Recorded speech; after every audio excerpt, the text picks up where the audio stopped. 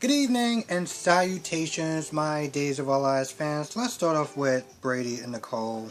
So Nicole is really going hard on trying to convince Brady to be with Chloe.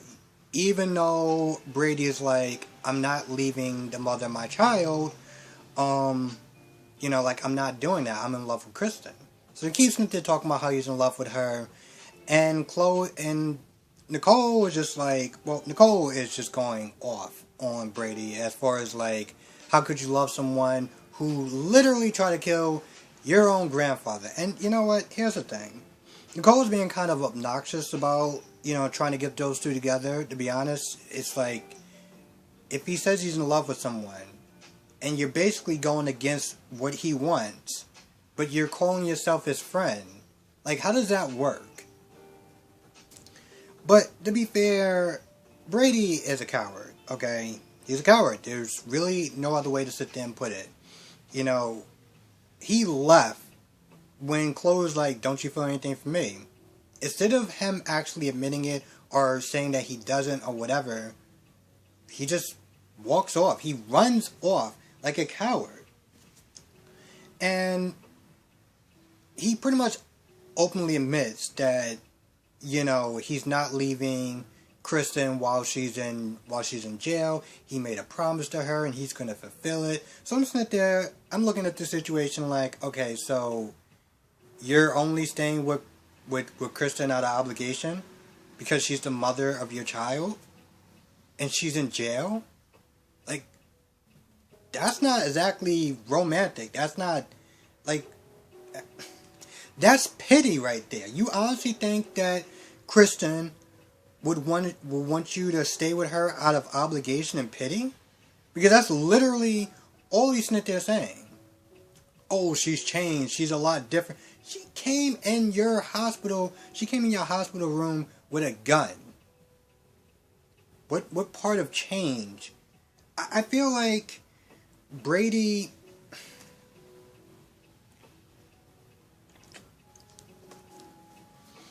I feel like Brady purposely ignores the crap that Kristin has done. And because, they have a child and, he does have romantic feelings for her, he just ignores everything else. Everything else just gets pushed aside. The fact that she pretty much is I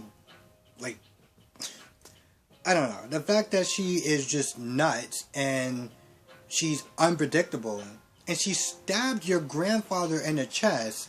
You're just like, nah, she's changed. She's a lot different. It was whatever. I'm like, bro, you are such a damn coward. And now you're only going out with her out of an obligation to her.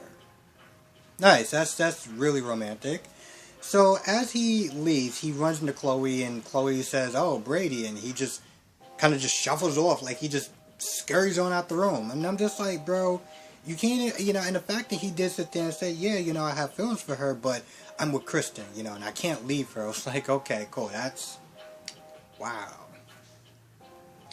And pretty much, Chloe goes to Susan Bank, which is really Kristin, and, she's upset. She's like, yo, listen, you told my secret, I told you this in confidence, and you just blabbed out. Like, what is wrong with you?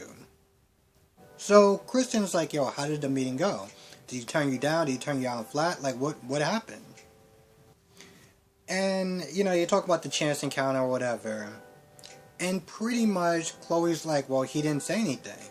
He didn't sit there and say anything one way or the other. Like, how did you feel about me? And Kristin took it as, oh, well, he just didn't want to sit there and hurt you. He didn't want to break your heart or anything like that. I'm like, Kristin, the fact that he didn't actually flat out tell her no is a problem. Lady, you are delusional at this point if you feel that that's the reason why he didn't say anything. I mean, hell, if I was her, I would have felt much better if you would have turned her down than just not saying anything, but for some odd reason, that's not exactly how Kristin brain works, apparently. So, Chloe's like, well, I don't remember exactly what she said, but she was like, well, I think he's lying, and I think that, I'm better for him, and Kristin's mean, and this, that, and third, and yada, yada, yada. So I think at some point Kristin leaves, and she calls up Sammy, like, yo, listen, you're going to help me with this whole plan thing. I'm sitting there thinking, Kristin, you are just on another level of, I don't know what. I mean, you are desperately trying to keep this man who could possibly wind up going out with someone else because you're not there. I mean, your plan is to sit there and try to keep this man in your life no matter what it takes. You know, desperate doesn't look attractive on anyone. I don't give a damn how hot they look. Desperate does not look attractive on anyone.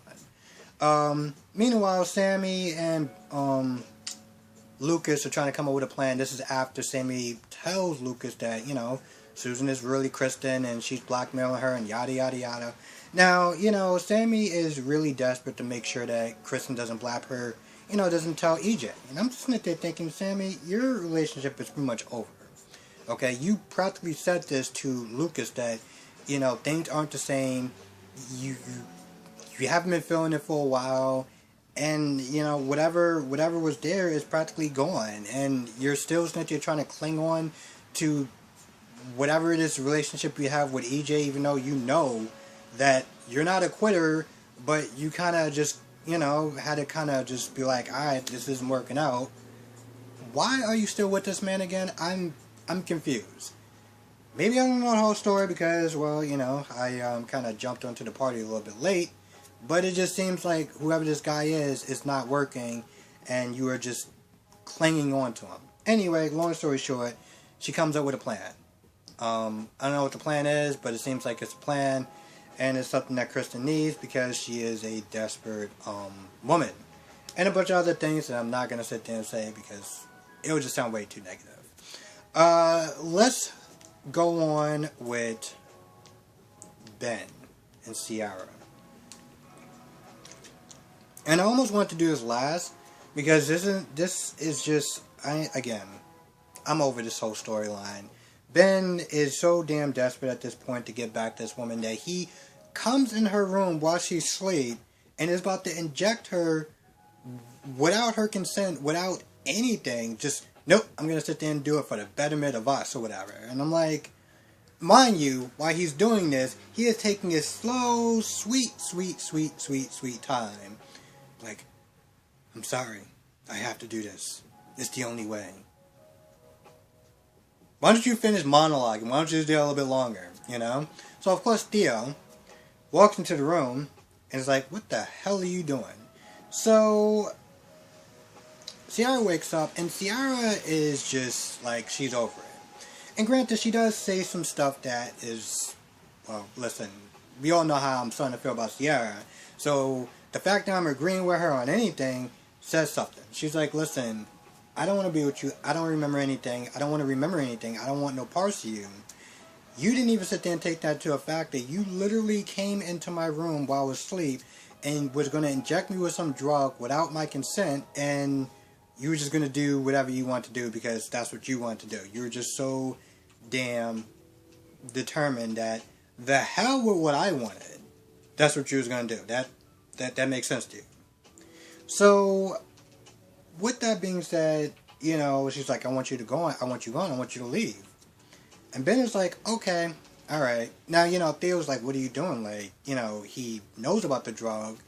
Everyone knows about the drug. It doesn't matter because Ciara doesn't want it because, well, whatever reasons. So Ben, and granted, Ciara is still not my favorite character right now, but Ben is like, alright, sure, I'll go. Now, mind you, Ciara is behind Theo. So Theo's kind of making sure that he leaves, like, you know, you just walk out because she told you to leave, so you should probably do that. And Ben's like, okay. Then he tries to do some sort of football play, some sort of 180 spin, and tries to lunge at her with the syringe. I'm like, Ben, have you lost your goddamn mind? This woman is already afraid of you as it is. You're coming into her room, sneaking into her room with a syringe. You would sit there and think, that's enough. That was way more over the top. So you run back over there to try to stick her with the syringe again. I was like, Ben, you know what? Claire's this new actress that's playing Claire. You know, she's pretty. You know, she can be a little pretty. You know, she's pretty. I mean, she's not. I mean, to be honest, she's not Ciara. Ciara's hot, but you know what? Ciara's also a pain in the ass. So you know, Claire's available. Why don't you try her up with her? Because what you're doing right now, this is just on a whole different level of words that I'm not going to sit there and use. But anyway, he leaves, and Ciara's all like, oh, you know, you've been my rock, you've been my, you know, my friend, you always looked out for me. And she kisses Theo. You know what Theo does? Theo lets her, and even kisses her back. I'm like, bro, you're a goddamn snake, okay? You are a snake. Because here's the thing, even if Ciara never remembers Ben, the fact of the matter is that can pop up at any point in time. Pop up at any point in time. Now, yeah, she's not there telling you, yo, I don't want to parse him, I just want to be with you, but if she really knew the truth, she wouldn't want to be with you, and hell, she would be upset with you that you are kind of taking advantage of the situation. And that's exactly what you're doing. That's just great. That's just awesome. Now the last scene I want to sit there and talk about is Philip and Gabby and then Jake and Kate.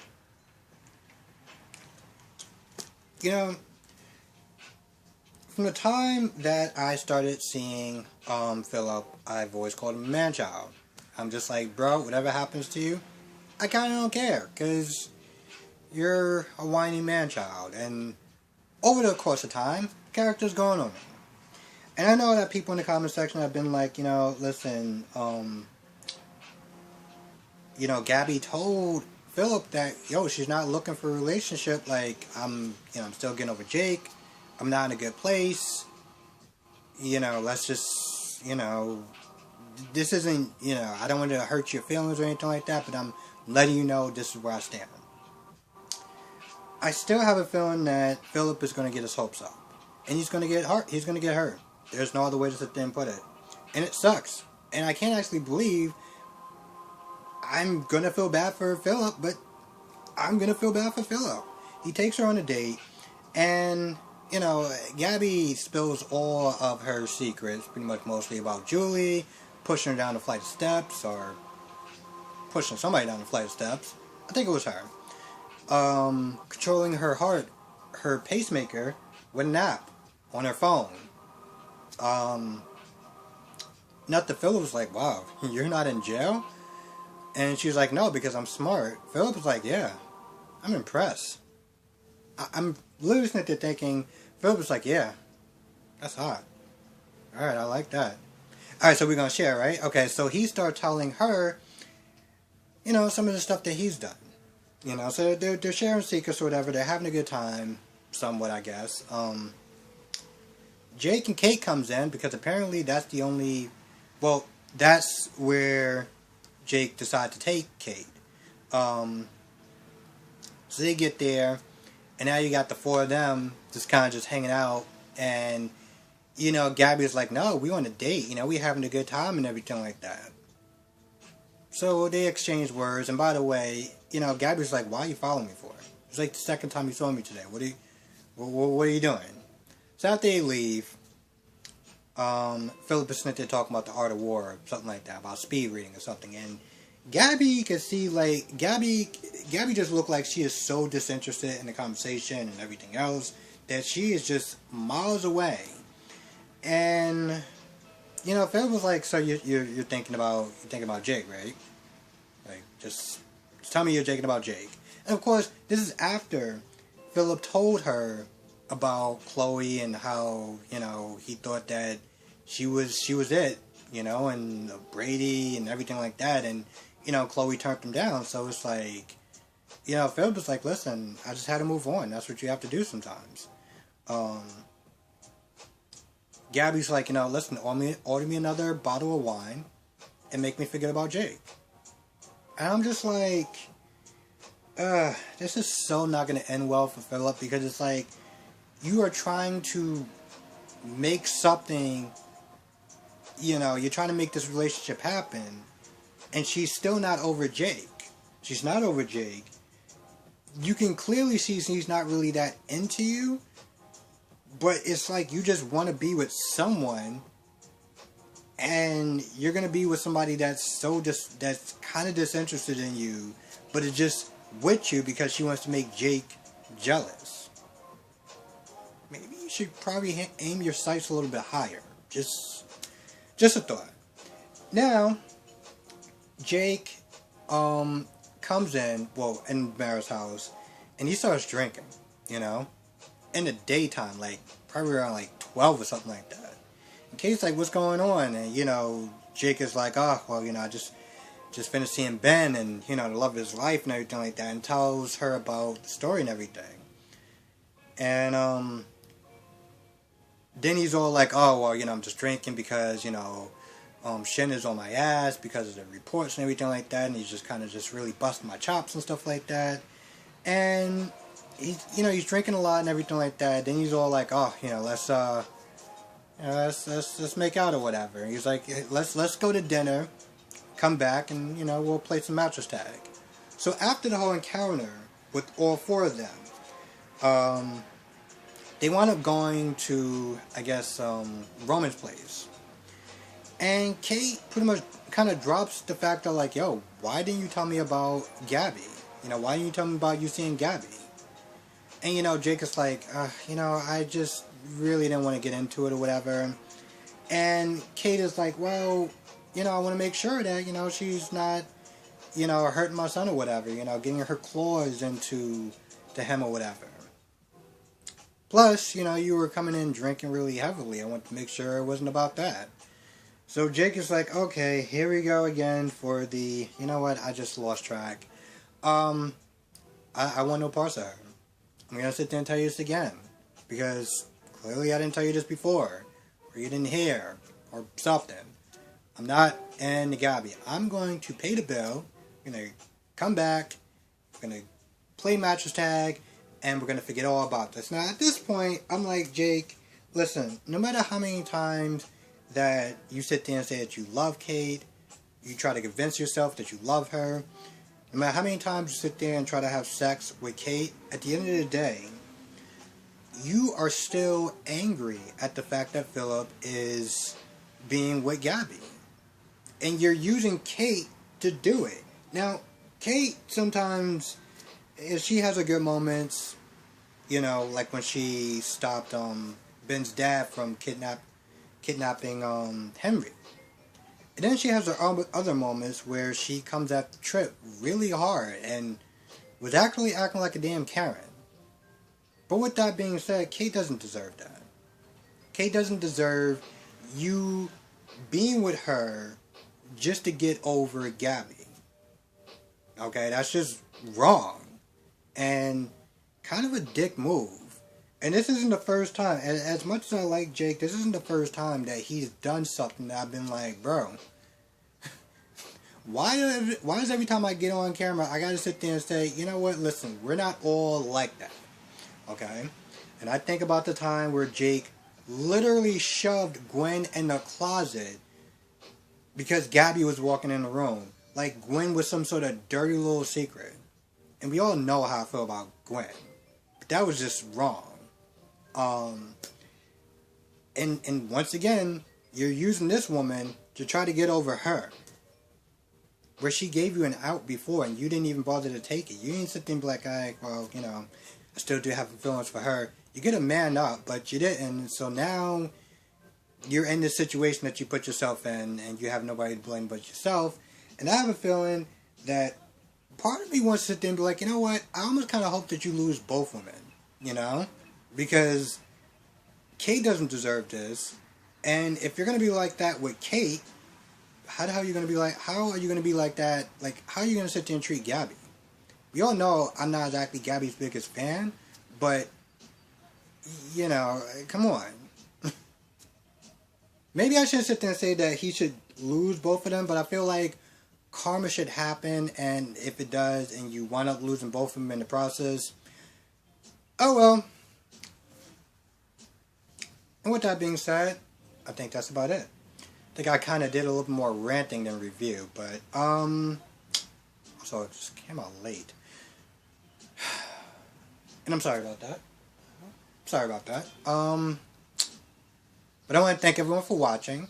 Let me know what your thoughts are in the comment section below. Let me know what your thoughts are about this whole thing, this Kristin, and like her just being extremely desperate and clingy, and Brady just going out with this woman out of obligation. And I mean, this dude, she stabbed your grandfather in the heart, and you're still going out with her.